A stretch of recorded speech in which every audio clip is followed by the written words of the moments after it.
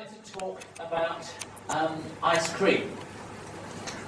The reason for this is that David and I are here sort of incognito in that we represent a company that was possibly going to be sponsoring the conference and recruiting and being revealing themselves as a Python development house, but they want to get the first version of the product released before they can do that. So we're going to explain about ice creams instead. It's the same principle applies. The major ice cream company that we work for, and their West dishes are second to none. We have here a very nice ice cream parlour with some prices of products that we can see there. And thinking as Python developers, how would we price these in a way that could be useful to a front end? So we have a front end website talking to a pricing engine saying what products are available in what combinations and how much will they cost. And it's important to design a system that wherever you call it from somebody selling in a shop or online or by the phone, they all need to be giving the same price. So if we look at the products that are on sale from our ice cream shop, we have scoops of ice cream in cones, and as Python developers we like spotting patterns here, and as a test of Python ability we can work out what's the rule here, that we've got a cone that costs €1 and some scoop of ice cream that costs €1. So if you have 2 scoops with 1 cone, it's €3. 3 scoops with 1 cone, it's €4. Ah, right, I can understand that. I'm ready to start doing my pricing model. So I start by creating a number of classes. I'm going to model the system, and I can think of ice cream and cones and scoops, and on a good agile development principle only want to write code for the problem I know of at the moment, the simplest possible thing that would work. I can then write the obvious rule code, but would that actually be a good idea? Well, I can then start to say, well, I want to have a flavour of the ice cream and I want a number of scoops. So I put in a scoop count, maybe it defaults to 1, and then I start to think, well, how am I going to produce a price? And I can have it take the price of a cone and the price of a scoop and put them together, and yeah, we're well on the way to a pricing engine. But then we look from this diagram about the tubs. And here we have, tub costs €1 and a scoop of ice cream costs €2. €1 making 2 altogether. 2 scoops in a tub is €3, but 3 scoops is €5. Now my rule has broken, so I have to make the rule a little bit more complicated. Maybe I could put in an exception that the tub costs more than the cone in some circumstances. So I've now got an if statement in my cone, which I've now subclassed into different types of containers. So I have a container class and the cone subclass and a tub subclass, right? We can cope with that. But then I realise that I go back to the business requirements and talk to people who haven't actually explained to me that there are 3 different types of tub, different sizes. So the tub at the back can actually take 3 scoops of ice cream that are really large scoops, whereas on a cone you put the scoop of ice cream on top, and if it's too large it falls off. So we start to develop more and more complicated rules, which isn't really how we want to do this, because there's one major problem with this, that when the rules change, and rules seem to change in two circumstances. One is when the business realises what the rules actually are that they didn't tell you about to start with, and the other is when the rules change because a competitor ice cream company just down the road has released a new package that has to be matched very quickly. The ice cream company doesn't want to have to wait for a 3-month development cycle for the developers to say, yes, well, I'll just go back into my model and I'll do a few more classes and put a few more exceptions in and we can handle that. And you end up with code that is very complicated and unmaintainable and requires development input and a long release cycle. What you want is something that's quick to respond to the market, particularly when you come to the last section, which is enormous code for €7 with only 3 scoops in it, but they are very large scoops. I saw someone have one of these, and I don't know how they managed to eat it all. Or indeed, a bathtub of ice cream with only 3 scoops in it, but they must use a different size of scoop. And you can imagine all these rules would get far too complicated. So, one of the important lessons we have learned in working on this project is the need to separate the data input from the pricing engine. That what you want is a pricing engine that can recognise patterns that you come across. We found a good tool in this process. Many of you will have come across Cucumber. There's a couple of equivalents in Python, freshen and lettuce. The principle we're using freshen there, we can say a scenario, you are given certain circumstances and when you do something you expect something to happen. These tests are behaviour-driven development tests that enable us to express the problem in terms that non-programmers can understand. So our whole emphasis, the major point to go away from this talk is to think, how do I write something that non-programmers can use? So we've got an idea here that when the tests required to be written, you can get non-programmers to write these tests.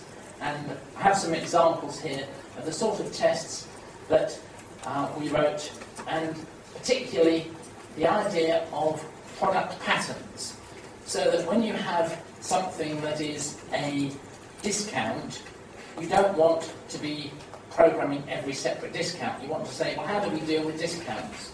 How do we deal with included products? How do we deal with maximum number of things you can have? So we'll just look quickly at a number of these scenarios. So here's an included product test, and here we were using a pattern of a sandwich bar.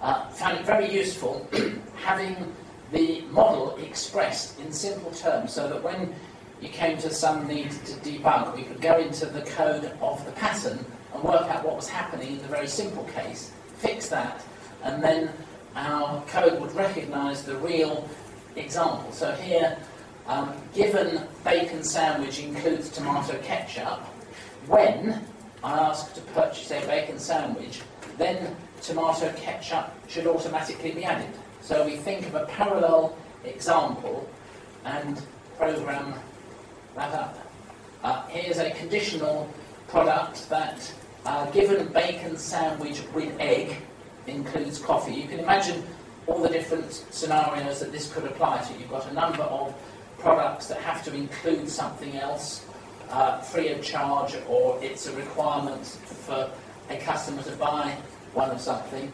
When I ask for a bacon sandwich with an egg, then coffee should automatically be added to my order.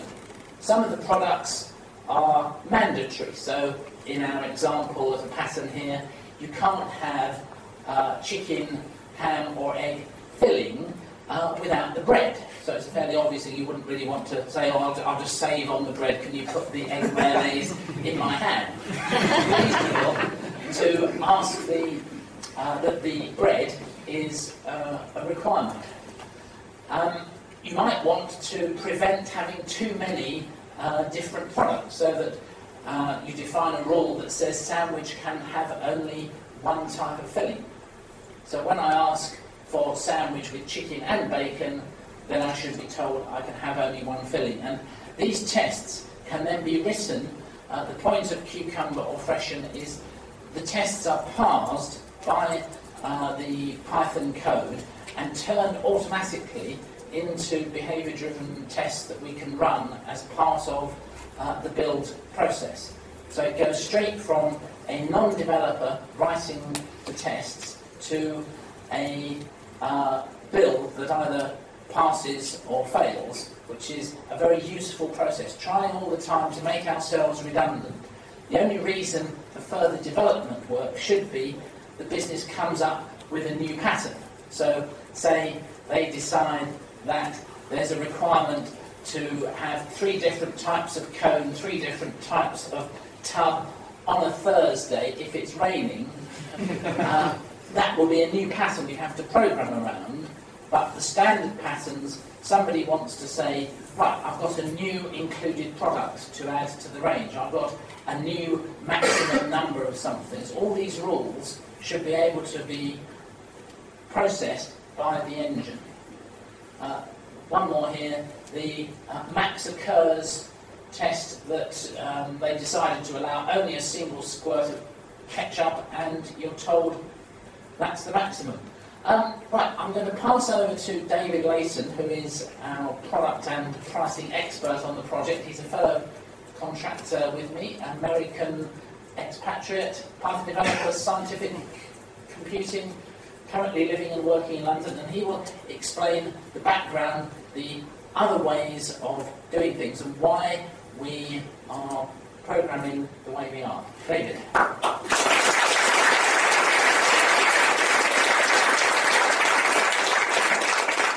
So I typically work in non-software houses doing things for business people and trying to deliver the most value for their money, which typically means making something that can be maintained by a non-developer or someone far less skilled than the people that developed it in the first place. So what I'm going to talk about, and Rob's given us a great introduction, is how do you let the business express things the way that they think of things? As Rob said before, when the business wants to make a change, there's a lot of time constraints on it, typically because either competitors are trying to do the same thing, or there's just something else on the docket. And we want to kind of streamline the usual process of going through and delivering modeling changes. So speed to market is key here. Basically, especially as Python developers, what we're really selling is speed to market. We can deliver things faster than developers in other languages typically can. So that's what we really want to be selling to our client, our ability to make deliverables fast. So if you look for the typical workflow, so basically product lifetime management is a multi-billion-dollar industry. There's lots of commercial solutions out there. And many non-commercial solutions. But typically, where you say, these are my rules, these are how I price things, these are things that are expressed in the code, or through something that's different and separate from the actual modeling of the product. So when you want to make a change, the first thing that happens is that the sales and marketing people dream up some new promotion, or they've come up with some new product. The difference being that when you have a new product line, typically you know it's coming. Promotion might be something that comes to somebody in their sleep, and they want to get it out fast. All right. So the next thing that happens is that the people who actually do the putting things in the model, typing it in, you need to allocate one of those resources, actually go in and make the configuration change. Now, there's a lot of work from various commercial products to make this something that an end business user can do. So you don't really need a technical person. So this might be in the same team. But where they seem to fall down on is the next thing. Since how it is that we deal with the model is not in the model itself and can't be interpreted from the model itself, you then need to pass this off to somebody who needs to actually make changes in the code. So this is typically going to be a developer. Now this might have been extracted by the product that's been bought by just simply putting in new operators and determinants in order to evaluate things differently. And we'll talk about what those things typically look like. And then the next thing that has to happen is you've got to pass things off to the test team to have it verified. And a lot of us are very familiar with Agile. We're doing test-driven development, so this is something that we already have streamlined. We've got a huge bank of unit tests, behavior-driven tests, and what Rob showed you was the pattern tests. And that's actually some examples of actual pattern tests we use. So that's something that can happen really quickly. So let's talk about how we express the rules, how rules are typically expressed in various solutions. Now, basically, what's happened is that every developer, their first thought is, okay, well, we need to interpret rules. This is something that's been done for several, since the 60s. We'll just invent our own domain-specific language that absolutely no one can read. It might be in reverse Polish notation. I've seen this in a lot of very popular products. And you can see here that what I've listed as some of the problems is that rules can be expressed in very ambiguous ways. Because you've expressed them in some operator, it's done by a developer, the naming conventions may be bad. But here, relating back to the ice cream, okay, if I have a tub, if I have one of those giant tubs that Rob was showing us, then I need at least 2 scoops. The ordinality of the scoops needs to be 2.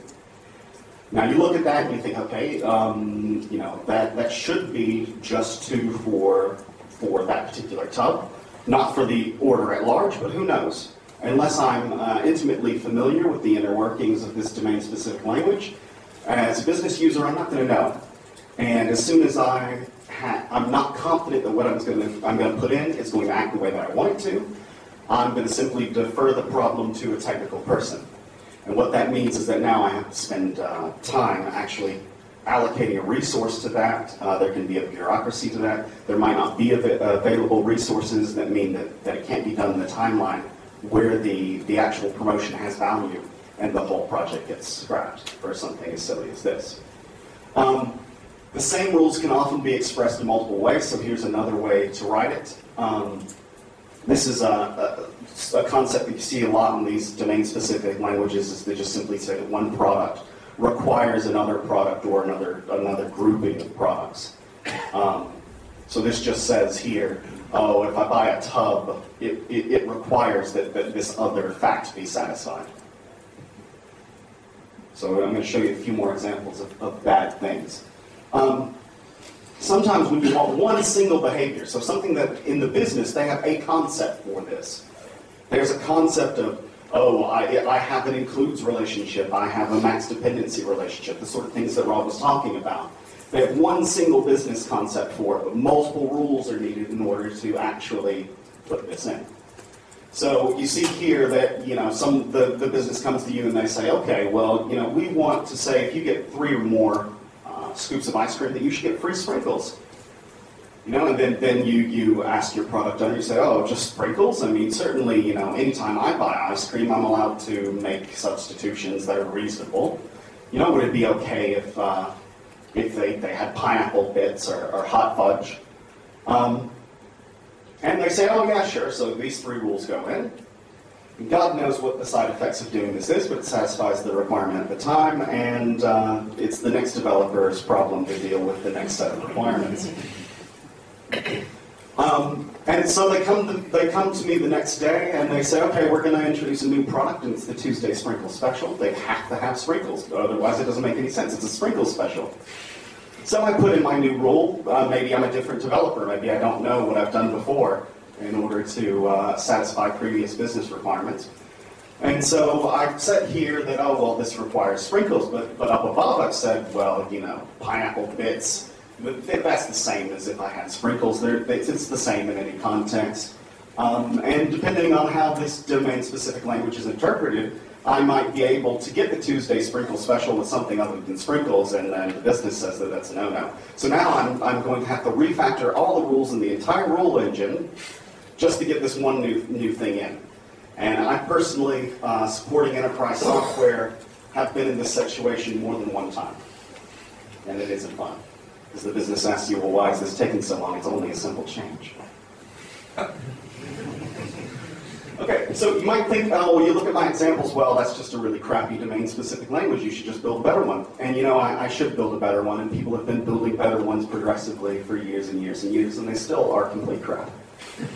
And the basic reason for this is that, you know, we're programmers, we think of things in a different way. The business people think of things in different ways. And it's just, it gives the business a degree of freedom that perhaps they shouldn't have. It gives, you know, it's just like when you go from using a Mac to using Linux, there's possibly things that you could do that you shouldn't do.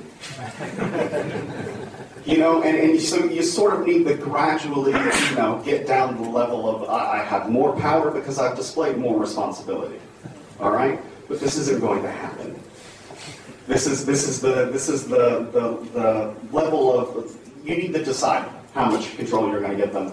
And from my experiences, I'd say you want them to be very, very confident in what they're going to be doing. So you want to make it quite limited. So what's the alternative?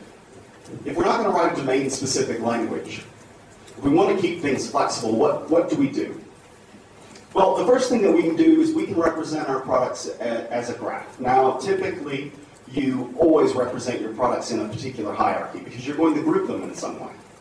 You're always going to say, well, these are the things that are in cones, these are the things that are in cups, and these are the things that are in something else. And you're constantly going to be refactoring like how it is that you use that. And you want to do that the way that the business looks at it, not the way that's easiest for you to program. So, you know, if you have that big maxi cone that we saw before, that's also in a cone, but does it really need to be under cone? Because we know it's going to behave in a different way. It's something that the business sees in a different way. This is something extra that you're giving the customer. So you're really going to have two parents. So it's not going to be a straight hierarchy all the time. That's not the way that people see things. And if you try and take the way that the business is looking at it and shove it into some other format, you're just asking for trouble. Because then they're going to start expressing requirements to you in ways that don't make any sense. So I say, let's represent our products as graphs because that's what they are. You know, a graph is something that has nodes and it has edges. And those nodes are your products and your groupings of products. And maybe if you have some sort of abstract concept of charges, or even rules, other things that you need, those things are all nodes. And everything else you should be able to express just simply by expressing some relationship between any two of those things. And that's an edge.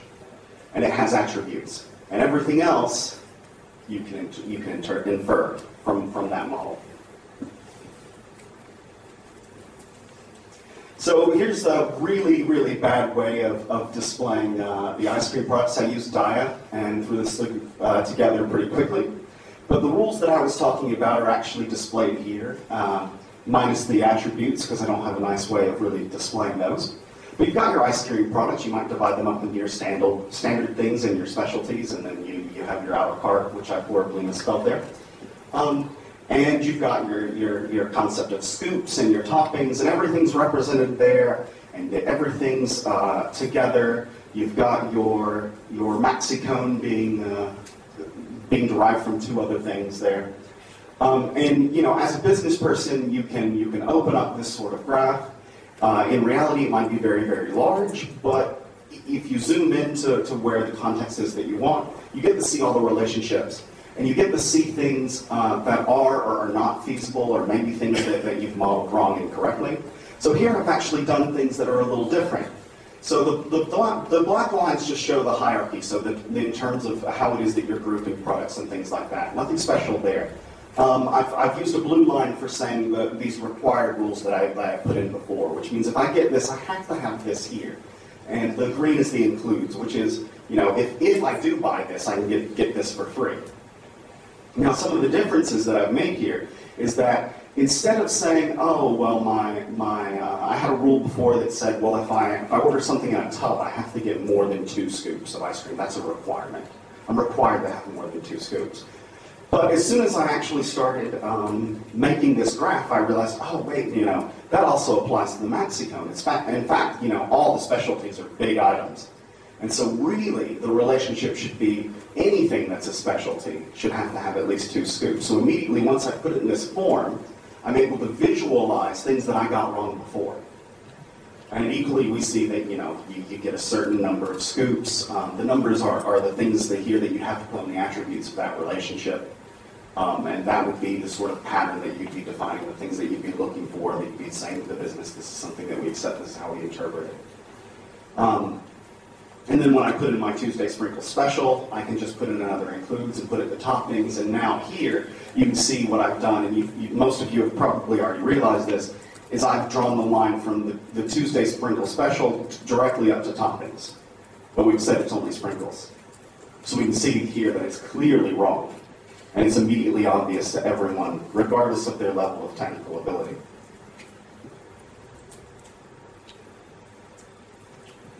So as I said before, it's a big business doing this sort of product modeling. So what we're not doing as a part of our project, and what we're not talking about here, is actually how you do this product lifecycle management.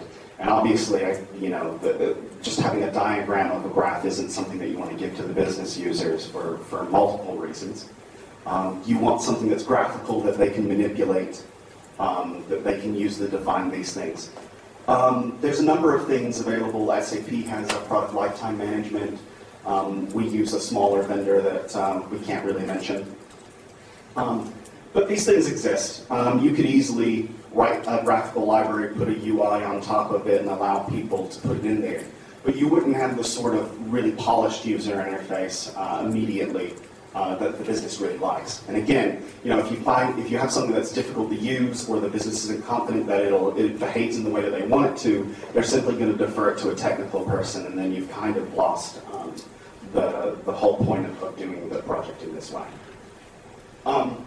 So what we've managed to do is move the complexity from the actual interpretation, so from the modeling and the pricing engine, and move it to the way things that are expressed. And by being able to move that complexity there, we can abstract the complexity. They don't need to know how it is that we've implemented this particular inclusive rule, how that behaves. They don't need to know. They just need to say, this product relates to this product as an inclusion. This is an inclusive product. That's all they have to say. And that gives you a lot of flexibility between the model and the interpretation of the model. In fact, the way that we've written this, because everything's so model-driven, we could actually code up in XML. So basically, there's a publishing mechanism from the modeling product we do use, which gives things out as XML that we then map back to a graph internally. We could just as easily go to a database, just anything that will give us the information about the model. But we can actually get that XML, program it up with the ice cream example that we've shown you, and we are very confident that it will just work. As you saw from the test that we had before with the bacon sandwich and the tomato, that's actual code that we run. So that's one way that we test that everything really is model-driven, is to put it in a completely different context and see that everything still works as we expect.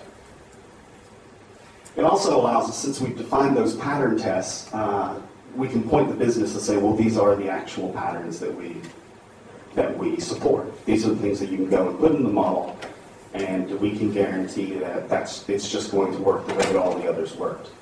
And it's only when something's very logically different that we have to put in a new pattern. Oh, it also gives us the ability, if we find a pattern that's actually the composite of other patterns, so you have some business concept where it really means, oh, you require this product and you exclude some other products, or something that you could imagine just being a composite of things that we already have. We can allow them in the model to express it in a new way, and then behind the scenes just deal with it the same way that we always have, and then the business is happy. They don't have more rope than they can handle. And we're happy in the background because we have to do very, very little to get that to market. Now, one thing I want to speak very briefly about is how you should interpret rules. And Basically, the seminal work on this is listed up here by Charles Forgy, and it's the READ algorithm. So this is going way back to the 80s when people were doing expert systems and having computers that would figure things out by just a rules-based system. The only thing that I really want you to get from this is that if you go into, say, a grocery store and you start looking at people's shopping carts. Now, in the store, they have hundreds upon hundreds of various products, and yet you'll see a lot of similarities between the shopping baskets that you see. People typically go and buy milk, bread, eggs, butter, these things. Sorry, that means 2 minutes left. Yeah. Any questions?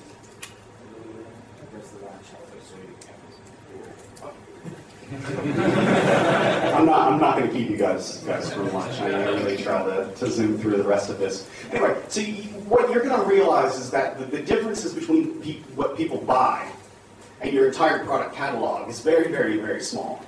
Because most people don't go in and buy 12 of everything in the store. They go in and buy a select group of products, and the people after them buy many of those same products because some things are wildly more popular than others.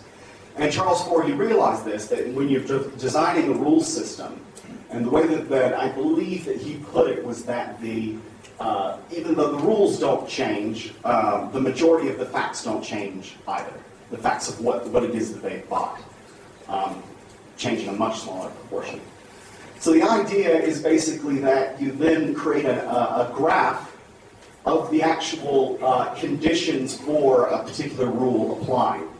And what happens is that you have conditions that are composed of other conditions, and those composite conditions may be used for some rules, whereas you have to compose it with another composite condition in order to get it to go. So here, what we've modeled as a graph here is that if I do X and Y together, it might trigger some set of rules that I haven't actually put in this graph. But if I also put Z, then this particular rule that's down here at the bottom, foo, is going to be triggered. All right? Now, you're asking yourself, this doesn't make sense. What do you mean by all this? Why would you do this, even if you know that the facts aren't wildly changing, or aren't wildly different from request to request? Why are you doing these things? Because it's always our gut instinct. If you go in and program a rules engine very naively, what you do is you say, okay, here's the things that they've bought. Here's the first product.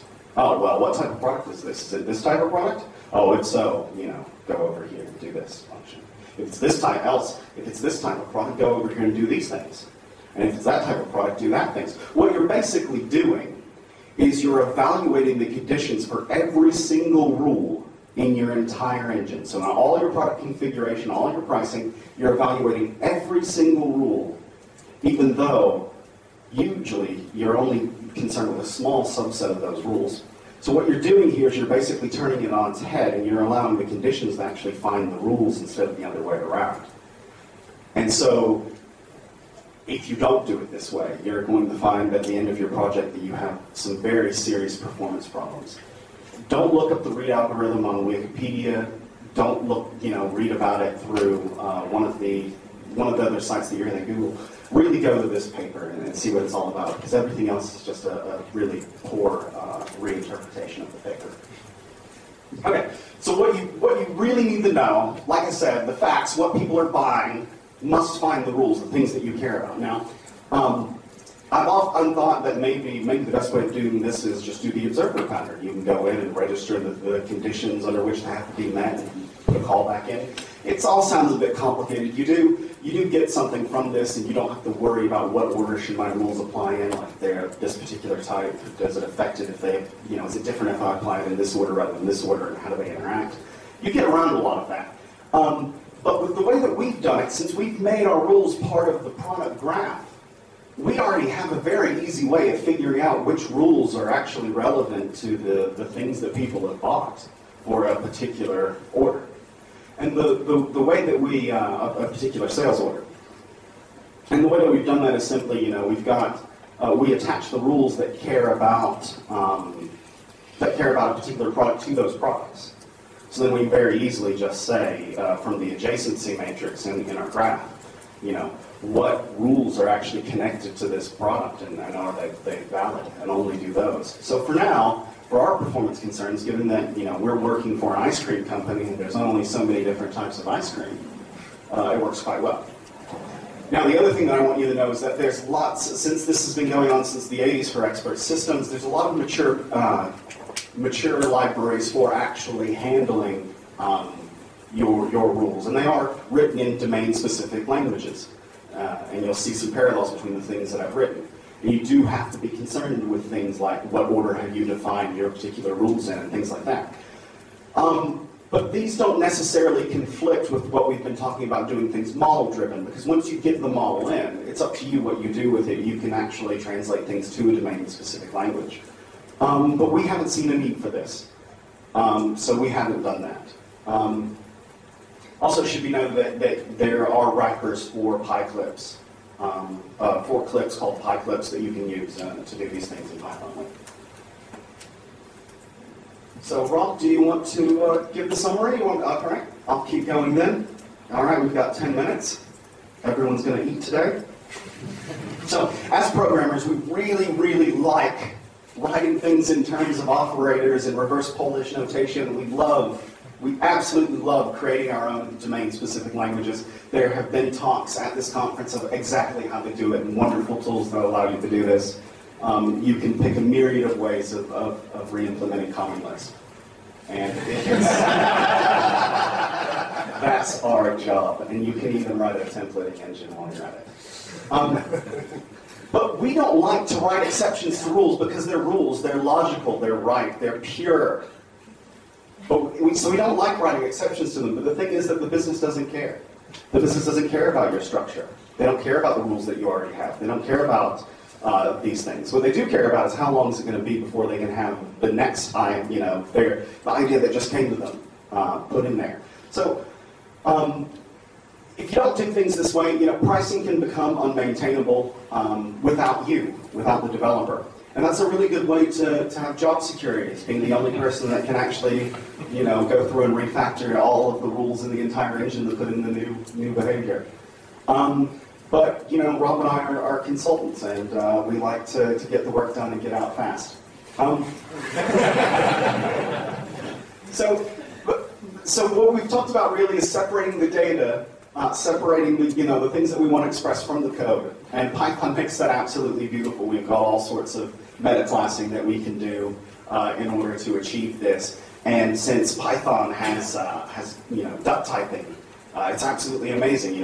If I find this, if I'm going through the XML and I see these fields and this particular structure, that's my pattern, that's it. And anything else, it's absolutely forgiving about it. It'll just go through and do the best that it can to interpret things. And if the tests don't pass, then the tests don't pass. And we've got to go back to the drawing board a bit. But we find out that doesn't happen a whole lot. We've talked about how your model can make complicated rules out of even with simple patterns, even with simple ideas, things that the business can express in a very, very simple way. You can get complicated rules, and there's a variety of ways of really dealing with that. So I'm David Layton, and that's Rob Collins, and this has been our talk. You have our contact information here. You can find me on LinkedIn. Are there any questions?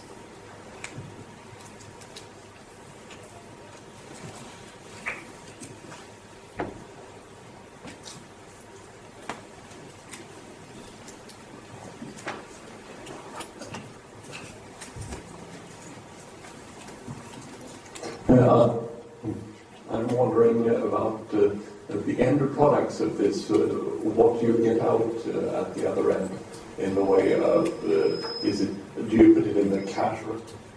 Do you put it in the cash registers or into big catalogs, or where does the information end up? Okay, so what we're doing on our specific project is we're doing JSON over HTTP. So they'll bring in, they'll give us a JSON request, and it'll say things like, I want to buy these products together, because what you buy with other things matters. And then what we typically get back, if we're just evaluating it, what we give them back is, okay, well, these are the things that you've told me to buy. Now, either you can't buy them that way, and I send an error message that tells you explicitly this is, why you can't buy things this way. Or we give them back a list of not only the products that they've asked for, but the products that they have to buy. If there's a very specific, you have to buy this with this, the things that they have to buy. Along with another object that we didn't talk about, which was called charges, which are another node in there. You may not charge somebody for this product costs this product costs this, but you bought this group of products and we evaluate them this way. So they get a list back of charges, and that's what's going to appear on their bill. And that gets passed off to our service is stateless, so it goes to basically the controller of state for different orders and things like that manages the different systems. Now, right now, we currently don't cache things, but it's quite foreseeable that that's exactly what we'll do. We'll hand it off to this service, and the service will either cache them or we'll hold the cache on our side. Just simply because, like I said before, you go to the grocery store, you see a lot of people have the same shopping cart or similar shopping carts. And as we know, Python isn't known for its performance, so it's a great way to really make things fast, is to just cache it. Does that answer your question? Yes.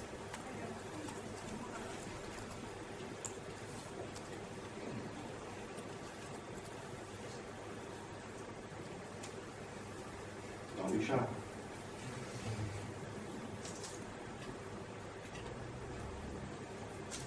Okay, well, thanks everybody. If